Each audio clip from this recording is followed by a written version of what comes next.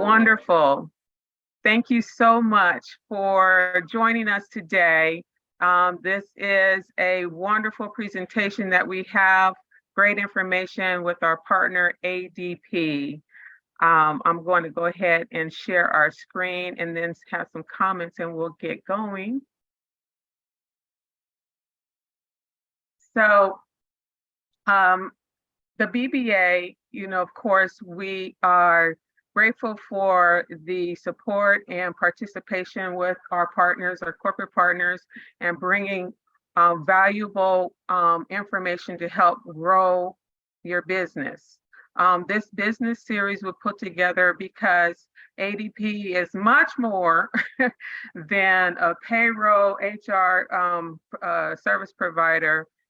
They provide so much more, and you don't really realize the value and what you get with their service. So we thought that we would just really bring that to the forefront so that you know that it's really all encompassing to really take care of you and help with growing your business and your capacity and just growing your workforce. So without further ado, I want to bring in Ms. Sherveen Jackson-Self, also with her partner, Michelle Staywell, that will take it over with a presentation today on compliance, tax credits, and cash flow. So take it away.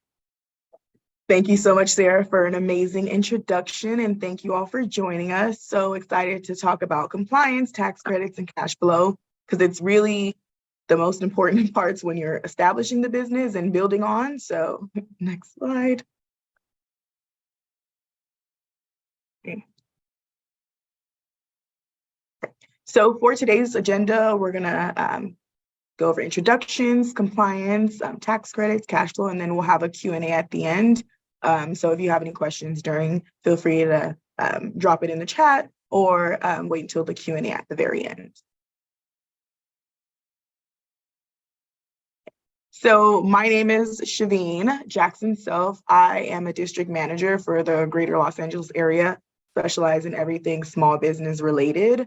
I am fortunate enough to have, a partnership with BBA, Sarah, to help support the business owners and small business owners, especially that are like us in the community. So yeah, thank you all for joining.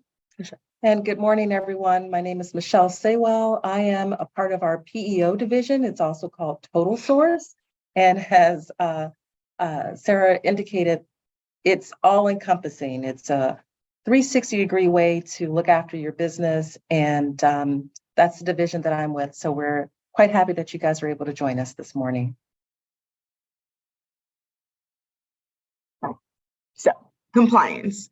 I mean, when you're starting out, regardless of your, your business entity type, whether you're LLC, you're a nonprofit, an S Corp, sole prop, whatever the case may be, everyone, when you're starting up, you have multiple hats. You don't know which direction to go to, like how to set up, how, to keep up with the market trends and everything in your industry.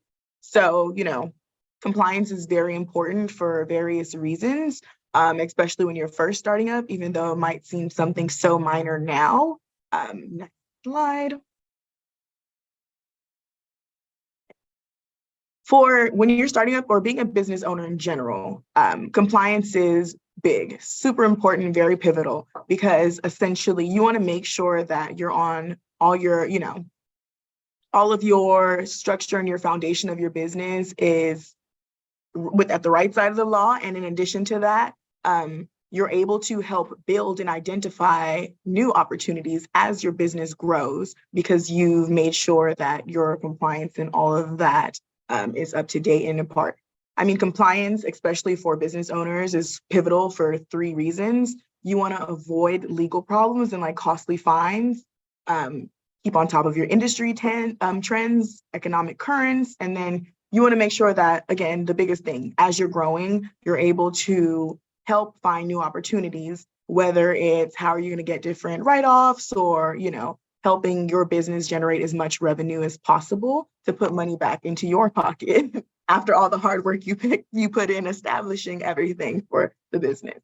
So next slide. So compliance, avoiding legal problems and costly fines. So as your business grows, I mean, especially in an employee-friendly state like California, you want to make sure that you are in compliance.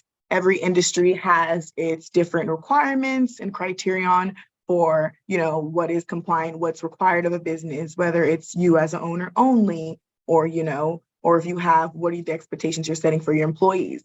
But both on a local and a state level, regulations are always changing constantly. Every, month you see the eye on Washington on the news, certain things are being required of these business owners, and it's very difficult, for a business owner to keep up with that. So with each year, new rules, new regulations and everything, if you're not in compliance, it makes it so much more difficult for you to keep the doors open, specifically because if there's a compliance update that you weren't aware of, and then, you get the notice when fines or something is being sent out because you weren't able to obtain that information in advance, it's very inconvenient. So, I mean, being that like it took so much to already get proper licensing in your area, and fines accumulate over time, especially when, you have multiple mails and everything getting sent to your business location and you're trying to, focus on the front end of things and just in general, it's a lot and it can become overwhelming. And the last thing you need to be is inconvenienced by multiple fines, notices, and everything because you're not up to date with compliance, especially when you sell a specific service or product and you need to be able to present your business in a specific way. It's actually very bad for your bottom line for it to be affected by that. So examples, for instance, safety and employment posters. On a state and federal level, California, for example, constant changes like, hey, you have to tell your employees this, you have to have this here. If you're in a restaurant industry, you have to make sure this is there, how this many inches of the door is, measured out. You have these different options. You have nutritional facts, whichever the case may be. If you're selling a product, like, are you having all the things that were, used to create that product on the tag? Like, how are you informing your clientele or, your employees essentially about the expectations and everything that's going on? And the information that we typically like, that doesn't necessarily benefit me, or that doesn't make sense, or I don't need to do that at the point. A lot of the times compliance things will go on ahead and come in and create additional costs that are unnecessary. For instance, in California right now, if you have 5+ employees, you have to offer like an optional like retirement plan. It's a mandate, and EDD has been sending out a lot of notices to those that have 5+ employees, and it's about $1,500 per employee when they've been constantly extending out, the deadline to be in compliance with CalSavers. And now in 2025, unfortunately, even if you have one employee, you have to offer some type of retirement plan. So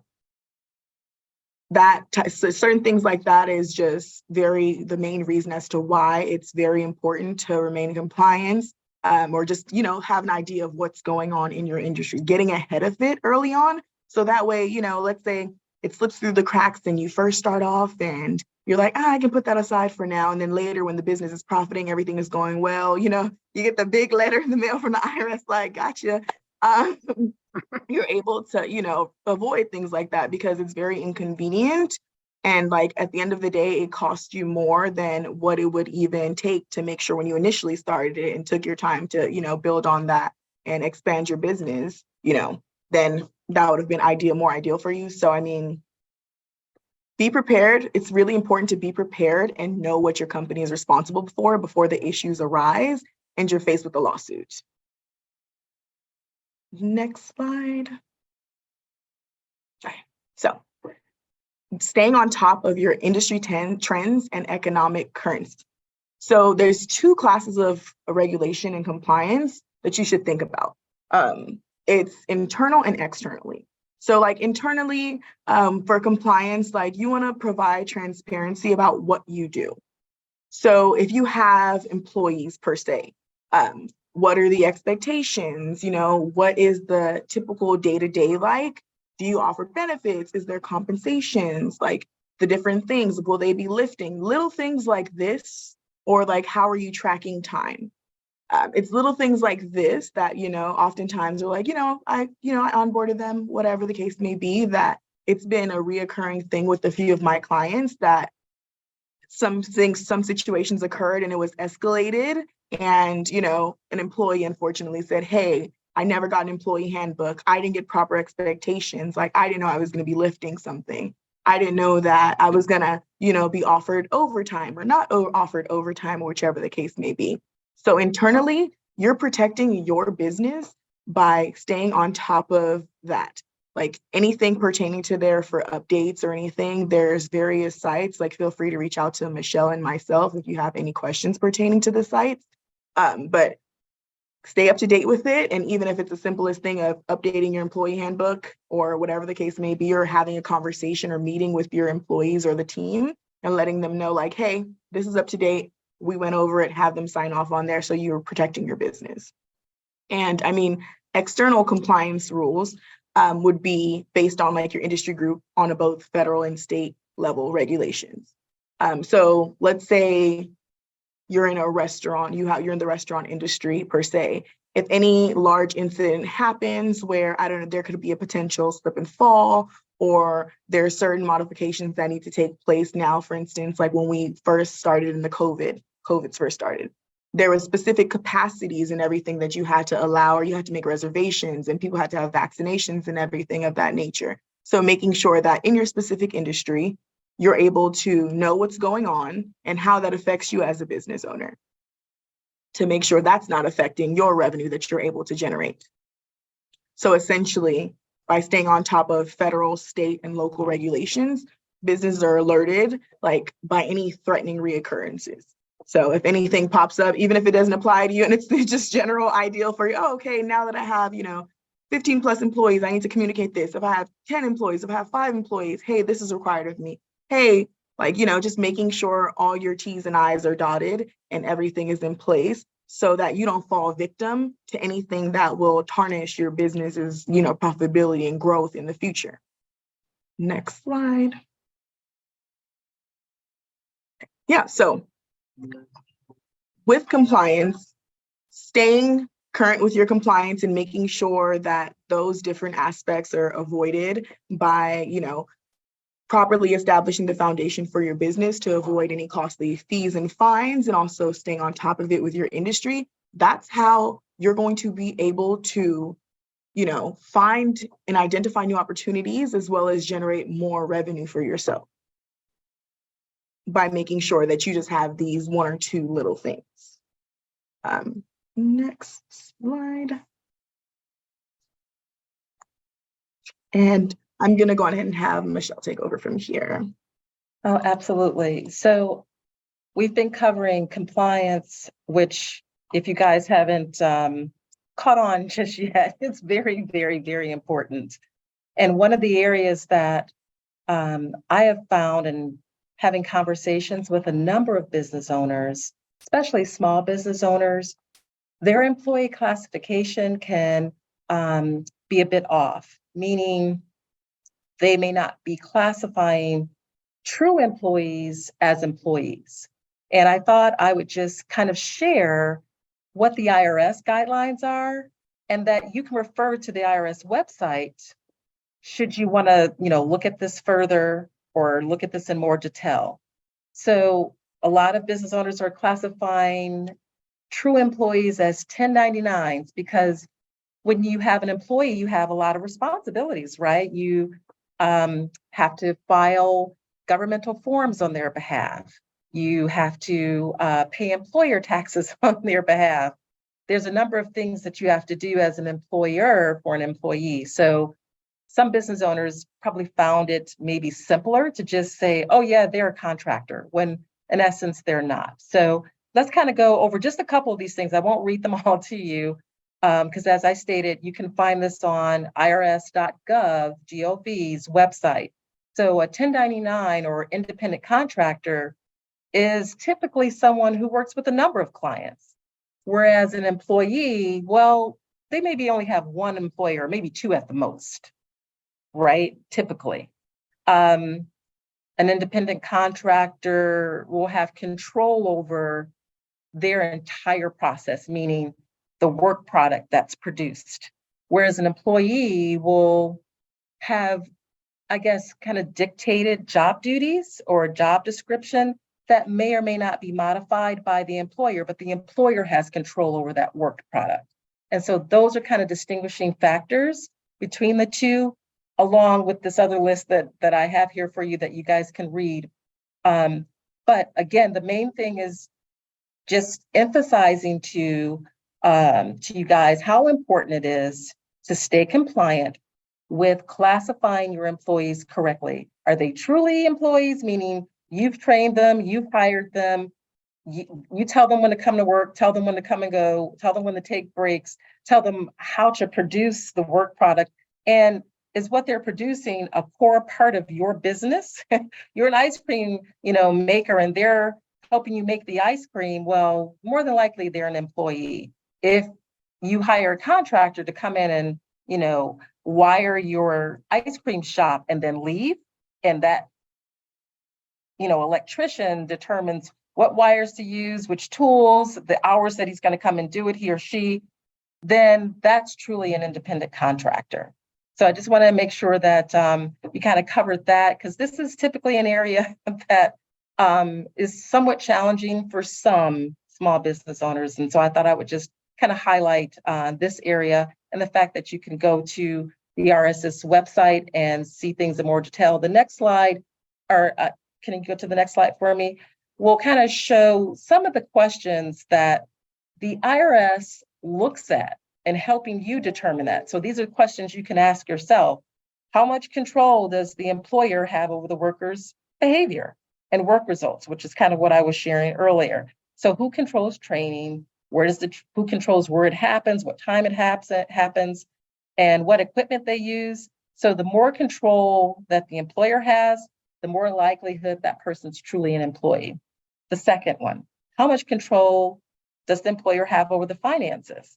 Does the employer have primary control over that person's profit or loss? Meaning, hey, I'm the one who pays that employee, so I determine how much they're going to take home. If they're an independent contractor, the employer really does not have control over that or dictate that. That's something that's negotiated between those two parties, because it's one business owner negotiating with another business owner, typically. And then lastly, what is the relationship between the parties? Does the worker receive benefits? Is it a long-term relationship? Because typically an independent contractor will come in, do a project, and then they're done. Like they've had a contract, they're going to complete a set number of tasks, and then they're finished. They've met their contractual obligations, and then they're on to their next client. Whereas an employee relationship is more longer term, right? In general, unless the employee is not meeting their obligations as an employee.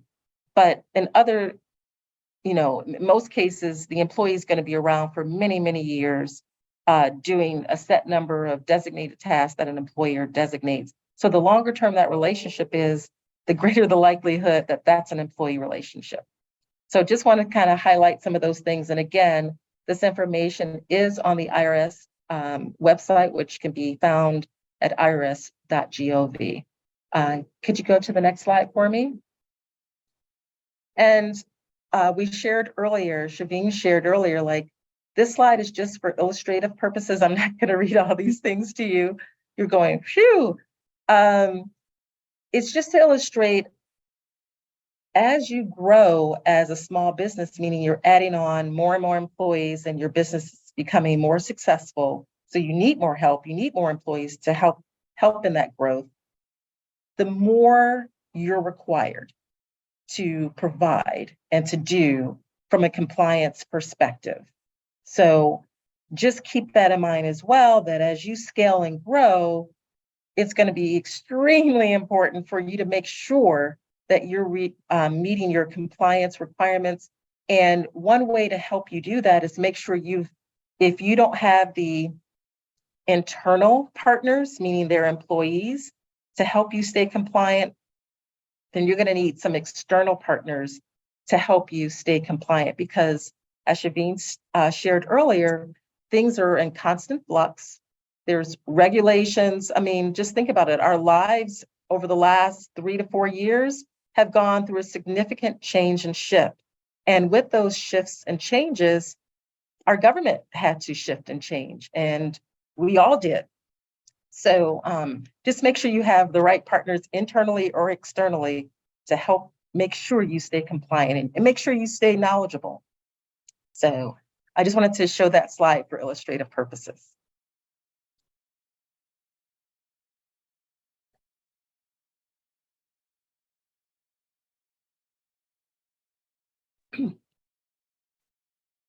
So next, we're going to go over tax credits. I can move to the next slide for us. What is a tax credit? Some of you guys may know what it is. Others, can you hit the click? Could you go to the next? It's free money to offset your tax costs. And who doesn't love free money, right? So there's kind of two types of tax credits. One is one that's refundable, and then the other is one that just helps reduce your tax liability.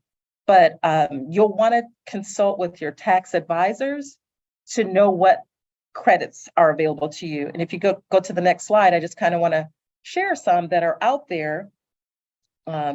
Just hit one is that I want to share is the ERTC, is the Employee Retention Tax Credit. Now, this tax credit is still available. And it was, I think, initiated during the pandemic to retain employees during that really difficult time. And where the previous slides where I talked about the difference between classifying your employee or your workers as a 1099 or W-2, which is meaning they're an employee of yours, this tax credit would be greatly impacted by potentially your misclassification of someone who is actually an employee. So your actual employees give you this tax credit. Okay, so if you classify them as a 1099 and they're actually an employee, well, now you're going to miss out on a potential tax credit. So that's why it's also very key and important to stay informed and make sure you're doing things the right way. Could you click for me? Another one is the, I call it the WOTC credit, or the Work Opportunity Tax Credit. And this tax credit, just generally speaking, is afforded to businesses who hire in diverse, or I should say, demographically underrepresented areas. So they're hiring part of their workforce from these demographic groups that had difficult times in getting employment, and they're underrepresented in the workforce. Could you click for me again? And then the last one that I'll talk about just briefly is the R&D tax credits. And these are research and development. And you'd be surprised what qualifies as research and development. But until you have that consultation with your tax provider and advisor, then you won't know which types or tax credits you will qualify for and what's the necessary criteria to meet those qualifications. So again, I talked about internal and external partners, making sure that you're getting good information to make a really informed decision. Your tax advisor is one such advisor that you want to make sure you select carefully, even if you have to change them. Like maybe your tax advisor was good for you, for your, while you had maybe less than 5 employees, but now you've grown to 20. And perhaps, that advisor's knowledge base was really good for 5, but now you may need to shift and find someone who's more, versed at doing a much larger employee base, because as you saw on that continuum, your compliance requirements and all the requirements increased with the more employees that you have. So never take for granted that, okay, the status quo is where I need to stay in perpetuity. So you should always be evaluating your business. I know it gets, to be a lot when you're trying to do your day-to-day, but it's very important to always be evaluating, hey, is where I am today where I should stay? Or do I need to make some changes that bring about, significant improvements for me from a logistical standpoint, from an operational standpoint, from a financial standpoint, right? And then just your sanity standpoint, am I I can't go to sleep because I'm always worried about things? or I'm just too busy. I don't have a moment to myself. Then you should take a moment to pause and think, am I doing things in the best possible way with best practices? And if you aren't, if the answer is maybe or no, then reevaluate who your internal and external partners are to, bring you some maybe potential good information about different ways of conducting your business and seeing whether the status quo should stay or if it should change. To the next slide for me. All right, so we're going to move to cash flow as well. So you can go to the next slide while I'm, just kind of covering this. The earlier topics that we talked about, compliance and tax credits, they're interrelated to cash flow. So if you are not in compliance and then a fine comes along that you were not expecting, how do you think that's going to impact your cash flow? It's going to go up or is it going to go down? I can't see if there are hands that are up or thumbs up or thumbs down, but I'm going to guess that it's going to go down, right? Like that's money out of your pocket. That's what I call revenue stealers, or, right? You're, working on building your business. Yes, down. Thank you, iPhone. Your revenue is going to go down. That's money you've got to expend that you did not expect. You were like, I've had, record-breaking sales this day. Me and my family are going on a trip, or me and my girlfriends, or me and my guy friends, we're all going on a trip. Me and my bros, we're going on a trip. And then you have a fine come along, and that just, kills the vibe, number one. And then also your trip plans, right? Like, so you want to make sure that your cash flow for your business or your working capital stays liquid, or you've designated a certain part of your cash to be available to you. Another part is tax credits. If you are doing things, if you're staying compliant and hey, my tax advisors told me if I do X, Y, and Z, I'm eligible for this tax credit. Where do you think that's going to help your revenue, the money that you're able to bring in at the end of the year? Is it going to go up or go down potentially? I would say up, right? Because now you've had to pay less in taxes, or if it was a refundable credit, now you're getting money back from the government.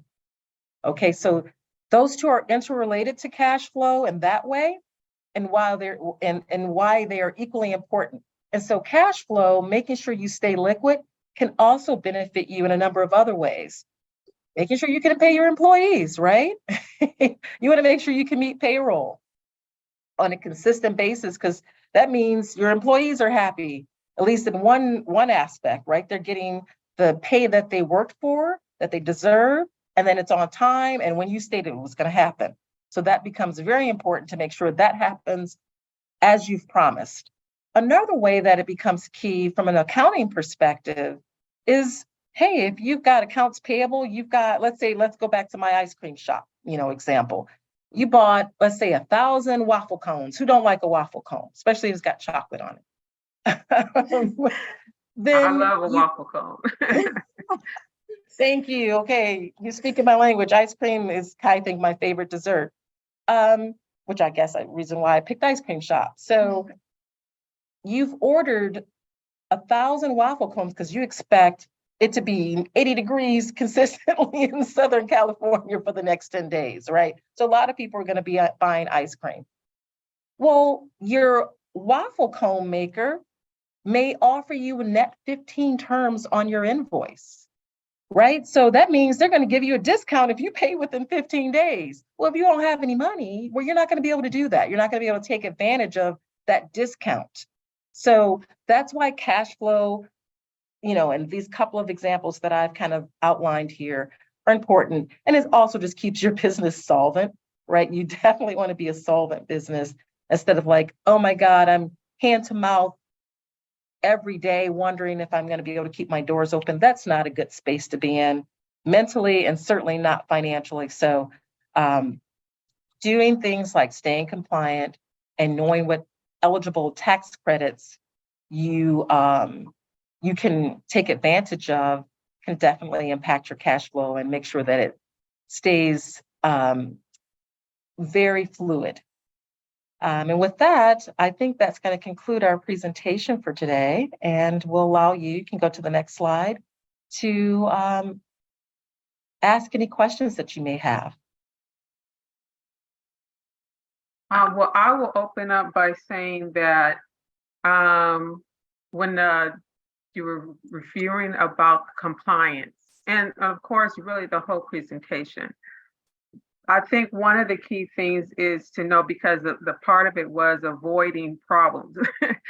And part of the ways of avoiding problem is utilizing the tools within what ADP provides to help simplify your life. What type of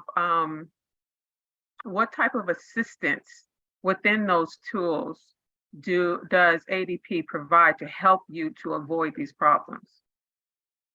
I'm gonna let Shavine kick it off. I was like, with that, for us, everything is consultative. So based on, as I mentioned, like being top of industry trends and everything.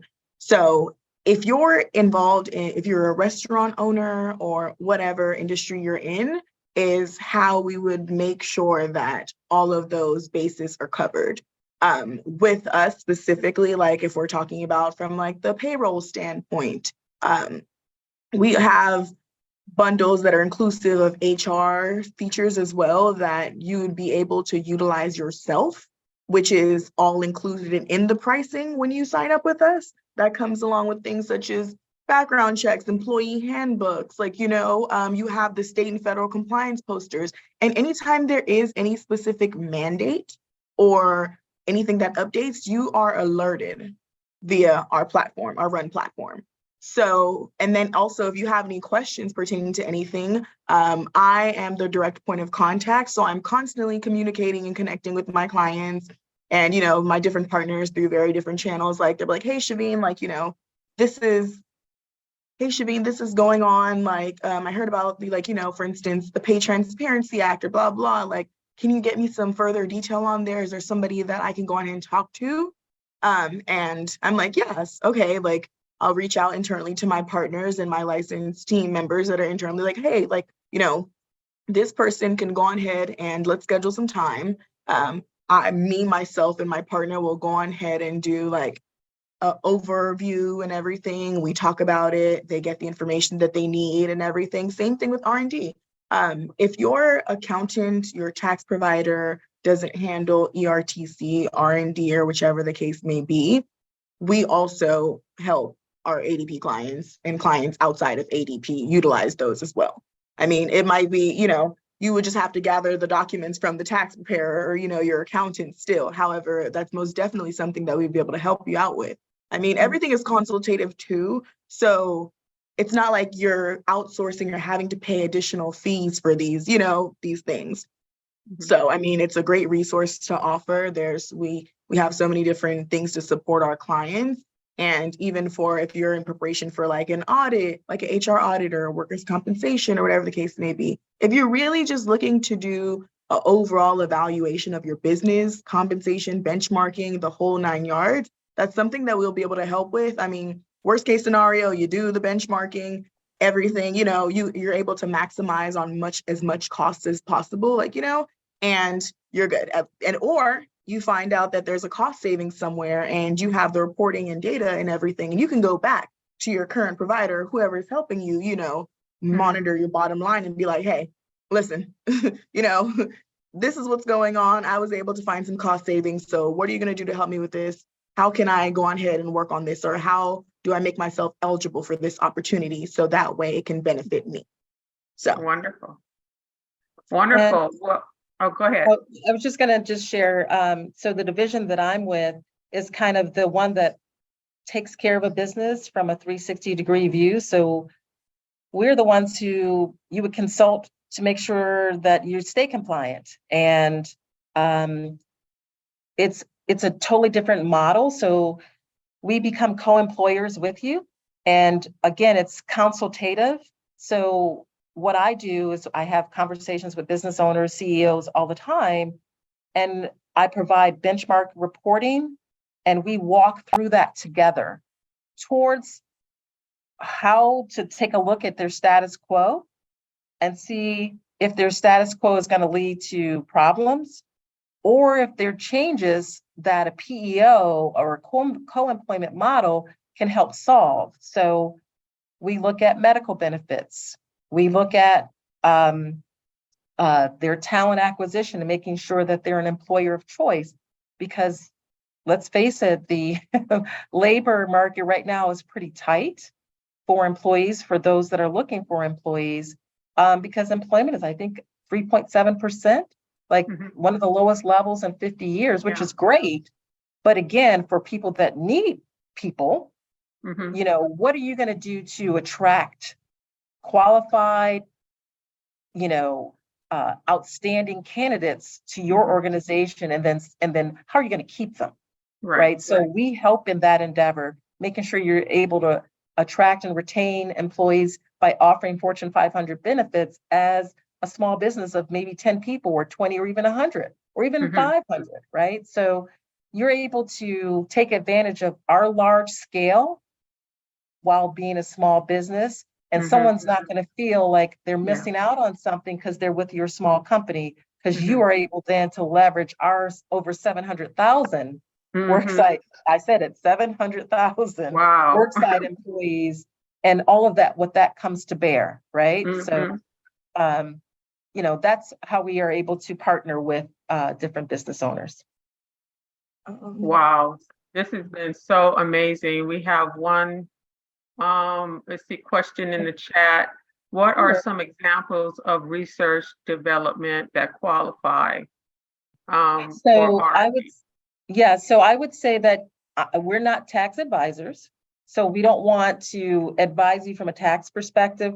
We just wanted to illustrate that these tax credits are available, and that you would want to consult with your advisor, your tax advisor, to see what things are out there that your business could qualify for. So, but I'll give you a for example in general.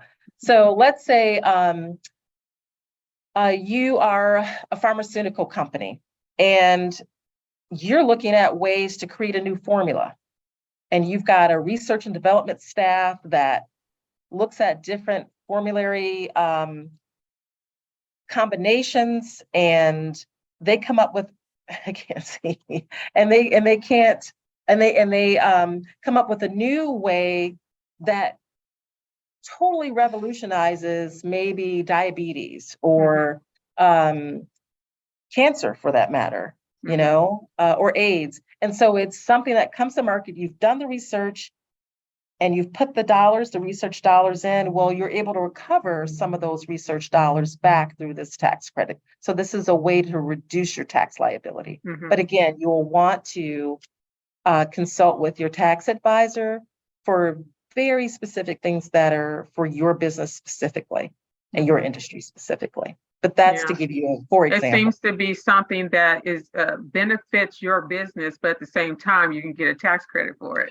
Exactly. Right. So if you found, you know, great ways to improve a process that, you know, you've put research dollars into, and the government has a way to give you some of those research dollars back. Wonderful.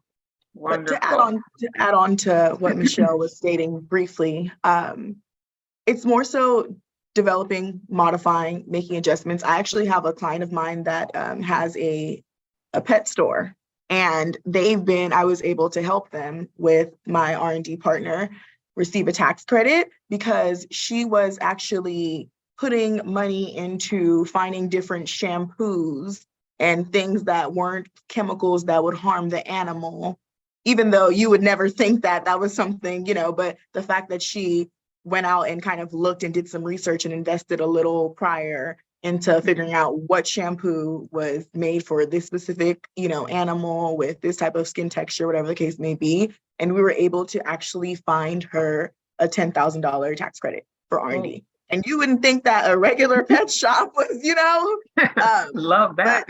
Yeah, and even if you're, let's say, and also like if you're hiring third-party employees to develop some type of software, whichever the case may be, essentially, even if you're not doing it directly and you're paying outsourcing someone to do it, because you purchased that that third party to do it, the service, you're able to have that invoice, and we would be able to connect you with me specifically. I have an R&D partner that would be able to evaluate that for you. And I mean, this is something that is no additional cost, again, because I mean, if you evaluate and you're like, hey, going through everything, we read everything, we identify it, that's perfect. We'll go on ahead and you can decide if you move forward, go over the details and stipulations of that. If not, and it's like, okay, well, I have this, and there's no harm done. You're evaluating, seeing if there's money you can save without it costing you something. So yeah. Well, if it's something that you think may be possible, I think it would behoove you to find out really a list of the different ways that it will qualify and stuff. And so I think that some things will probably surprise you. So it'd be great. Great question on that one. If there are any other questions, let us know. You can pop them in the chat or come on. But what just the last two things I wanted to say was I think it was excellent in terms of pointing out the employee classification, because again, a lot of people aren't really understanding or knowing about 1099s and really where's that crossover happening. And I love your statement about always be evaluating your business in terms of, we do tend to stay in the status quo a lot. And then that really stagnates us, or it can stagnate us. And so I thought that was excellent advice. Okay. I don't see any other chats. This has been a wonderful, informative conversation, great webinar. This has been recorded. So we're going to be sending this out for those who weren't able to attend today, but had expressed interest, or for others who just wasn't able to come on today.